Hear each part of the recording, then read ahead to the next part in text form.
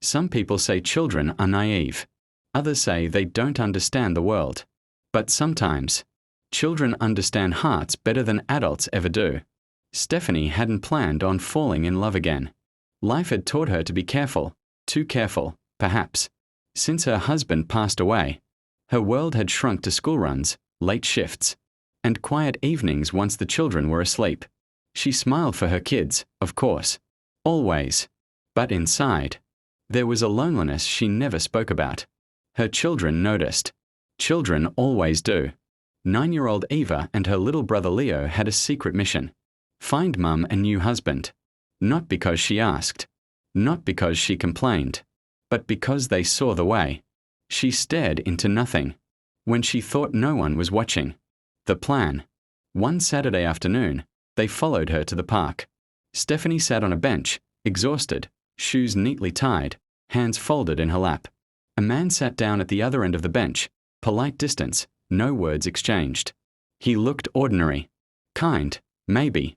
The sort of man you wouldn't notice unless you were paying attention. The children were paying very close attention. Leo crawled under the bench, heart racing with excitement. With clumsy fingers and great determination, he tied his mum's shoelaces to the stranger's. Eva waited for the perfect moment.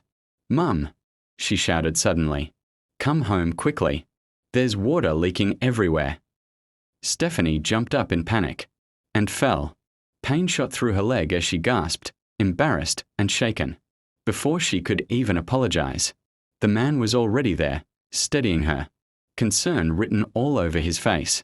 "Are you all right?" he asked gently. "I'm so sorry, let me help you." He insisted on walking her home, just to be safe.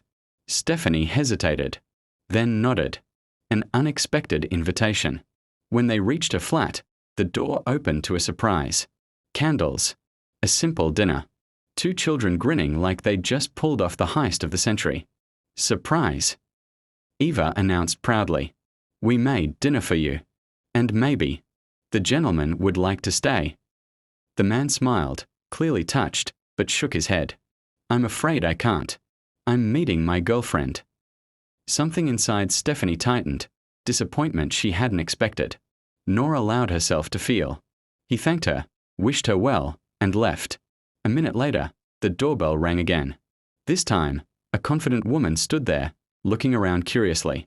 "Oh," she laughed, turning to the man. "So this is where you disappeared to." She glanced at Stephanie and added warmly, "Don't worry, I'm his sister." The children exchanged victorious looks. Love, slowly. Daniel came back. Not immediately. Not dramatically. He came back the way real people do, with coffee, small talk, help with homework, and patience. He never pushed.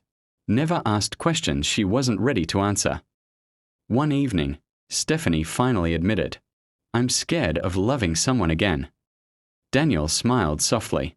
Love isn't about being fearless. It's about choosing courage anyway. From the corner of the room, Leo whispered to Eva, "Told you." The truth children know. Months later, they sat together on that same park bench.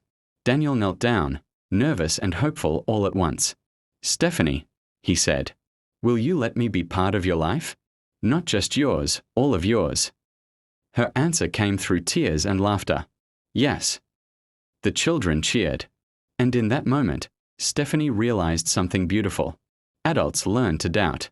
Children still believe. And sometimes, love needs belief more than wisdom.